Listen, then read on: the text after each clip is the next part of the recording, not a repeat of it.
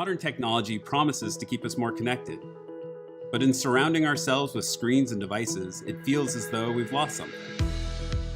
Imagine if we could replace our screens with something that informs without distraction. Could we see differently, more clearly? Could it help us find that invisible edge when we need it most? Or allow us to connect in crucial moments, providing vital information in an instant? Introducing Mojo Lens, the world's first augmented reality smart contact lens. Put Mojo Lens on in the morning, and throughout your day, you'll have access to timely information without losing focus on the world around you. Mojo Lens is designed not to bombard you with data, but to elevate your vision by providing the information you need exactly when it's needed, all while letting you look like yourself. When it's not in use, the technology just fades away. We call this concept invisible computing. Mojo's invisible computing solution will be a platform that gives you everyday superpowers and an invisible edge throughout your day. But before it does any of that, it first has to be a great contact lens that improves your natural vision even when it's off. Mojo Lens built-in display will give you augmented reality wherever you look. It even works with your eyes closed, putting you into an instant VR world. The applications are nearly limitless, from being able to see in the dark or low light situations, to augmenting your memory with instant information, showing you real-time translations, or giving you a virtual teleprompter. One of our first medical applications is using AR overlays like edge detection and contrast enhancements to help people with vision impairments such as glaucoma and macular degeneration. Building the world's first AR contact lens is a systems engineering problem, and therefore we've had to innovate in many different areas. The Mojo Lens includes thin film, biosafe batteries to power the system, as well as motion sensors to enable the world's most accurate eye tracking. We've also developed an extremely low-power image sensor that's used for computer vision and scene detection. But at the heart of the Mojo Lens is the world's smallest and densest dynamic display. With this, we can display crisp text, photos, and video in a package that's less than 0.5 millimeter in diameter. We are often asked, how do you control Mojo Lens? And the answer is with your eyes. It turns out that your eye is an extremely accurate pointing device. With our built-in eye tracking in each lens, we believe we've unlocked the ultimate hands-free user interface. I like to say, if it doesn't break the laws of physics, then it's possible. And proving that something like Mojo Lens is possible motivates us each and every day to invent the future. Ultimately, we believe that we can help people achieve their potential without sacrificing their humanity. That's the promise of invisible computing. Thank you very much for your time today. Eyes up! For a tasty banana smoothie delivered through a straw. We can interact with the Neuralinks simply by pairing them to an iPhone, just as you might pair your phone to a Bluetooth speaker.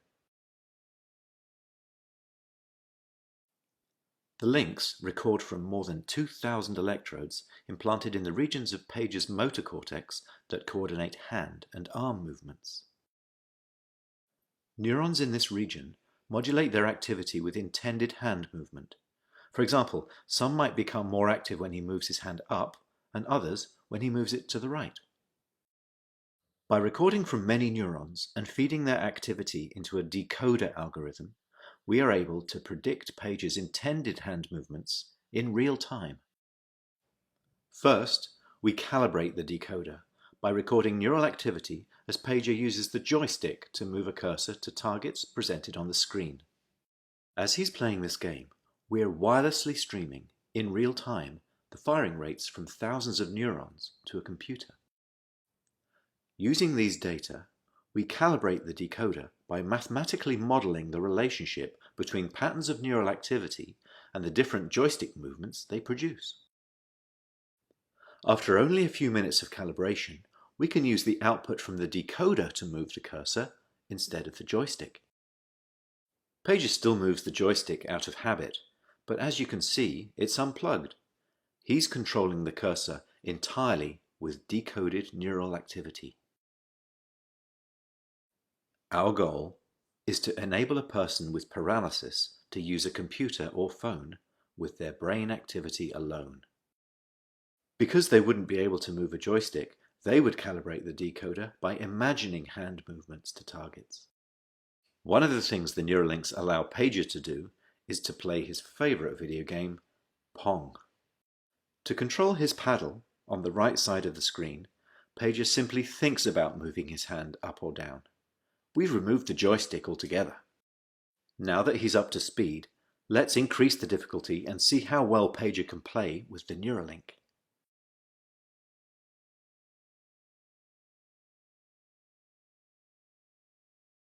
As you can see, Pager is amazingly good at Mind Pong. He's focused, and he's playing entirely of his own volition. It's not magic. The reason Neuralink works is because it's recording and decoding electrical signals from the brain. Great game, Pager. And what better reward for a monkey than a banana? We still have challenges spanning many fields of engineering, so if you're good at solving them... У меня в руках 5 чипов, 3 здесь, один в среднем пальце правой руки и один здесь. Пропуск от работы основной, который используется в среднем пальце, его удобно прикладывать. Вот. Данные визитных карточек хранятся в левом запястье, в правом запястье чип для экспериментов с транспортными системами.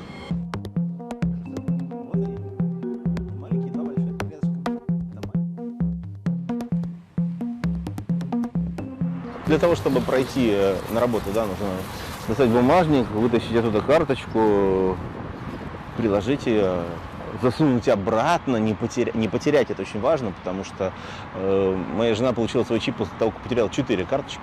Вместо этого отработанным движением рука прикладывается к считывателю, ты не замечаешь вокруг находящейся инфраструктуры. Это сурово упрощает жизнь.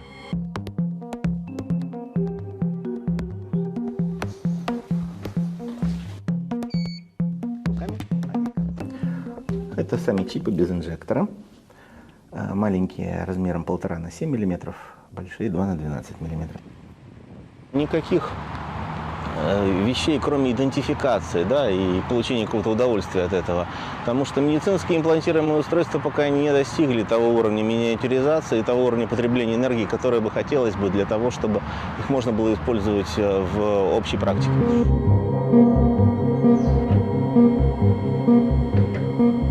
Barakatha Yahweh, Barakatha Yahushua, Barakatha Yahweh, Barakatha Yahushua. I want to give all praise to Yahweh, Ba'ashem, Yahushua, Ba'ashem, Rakakadash. I want to give double honors to the elders and the apostles in Great Millstone. And Barakatham to the brothers that's out teaching this truth with faith and sincerity throughout the four corners of the earth. Okay? And this is just a video, you know, a little short video going into the M.O.T.B, you know, and I can't even, you know, say the whole name because I recently got a video taken down for misinformation and it had nothing, you know, to do with Vanessa, you know, but it was it was spreading misinformation, I guess, because you know, this thing is going to be implemented worldwide, and you know, that's just a precursor what they're doing with the Vanessa, you know. And as you can see, man, this thing is it's not gonna be too long, man. You know, Elon Musk, he's already they got the human trials in the work with the neural lace, and I read an article on that. It's gonna be taking place either sometime, you know, this year, at the very end of this year, and going into early 2022, you know. And you see the contacts, you know, that Esau's he's pulling out all the stops, you know. He's pulling out all the stops. You got the contacts that's going to be showing basically virtual reality. You know, they said if you close your eyes, they're going to put you into, you know, a virtual reality. And that goes hand in hand with that metaverse that Facebook is trying to start up. Okay, and then you also got the RFID chips that's going to be implanted, okay, into your hands, and it really don't matter where you got it. You know, it could be in your hand, it could be in your foot, you know, it could be in your wrist, You know, it's all the same thing. You know, and the Lord is going to destroy you for that. Okay? You see, they out making it look cool, and pretty soon your celebrities, your idols are going to start taking this thing, and they're going to start making it popular. And then next thing you know, you're not going to have a choice anymore. It's either going to you're either going to have to accept this thing. You're either going to have to accept this thing, or you know, you're going to be ostracized from society. Okay? You're not going to be part of their new normal, because their new normal is for everybody to have. Okay? It's for everybody to have what they want them to have. Okay? And this is Revelation chapter 14, and I'm going to start at verse 9. Okay? And the third angel followed them, saying with a loud voice, if any man worship the beast in his image and receive his mark in his forehead or in his hand, the same shall drink of the wine of the wrath of Yahweh Bashem Yahushua, okay, which is poured out without mixture into the cup of his indignation. So if you take this chip, wherever it may be, in your palm, your wrist, your hand, your forehead, you're going to suffer the same fate as Esau, okay? And that's going out there for you 2/3. And you other heathen, man, you take this thing, you're going to suffer Esau's fate, man, okay? And he shall be tormented with fire and brimstone in the presence of the holy angels and in the presence of the Lamb. Okay? So if you take this chip, man, if you take this chip, 9 times out of 10, you're going to be here when those missiles are raining down. Okay? When those chariots come back and they're shooting, you know, pure lasers at this place, Babylon the Great. Because this is where we're at. Okay? And this is Revelation chapter 13 and verse 16. He causeth all, both small and great, rich and poor, free and bond. Okay? And this is everyone on the earth, man. Doesn't matter who you are. If you want to live in Esau's new society, you're going to have to accept this chip, man. And he causeth all, both small and great, rich and poor, free and bond, okay, to receive a mark in their right hand or in their foreheads, and that no man might buy or sell save he that had the mark or the name of the beast or the number of his name, okay? And they're going to make this thing, you're going to want this thing the way of convenience, like the dude was doing. He was using his hand to open up doors, you know, saying that he could never lose his wallet, his ID, his credit card again, because it's all in his hand. You know, really is bullshit, you know. It really is bullshit. It takes the same amount of energy as it does to get your goddamn credit card out your wallet as it does to swipe your goddamn hand, man. If they want to move forward, and you know, it's prophecy, you know. So it has to happen. And that's pretty much all I want to go into in this video. I want to give all praise to Yahweh Bashem, Yahushua Bashem, Rakakadash. Double honors to the hopefully elect. Shalom.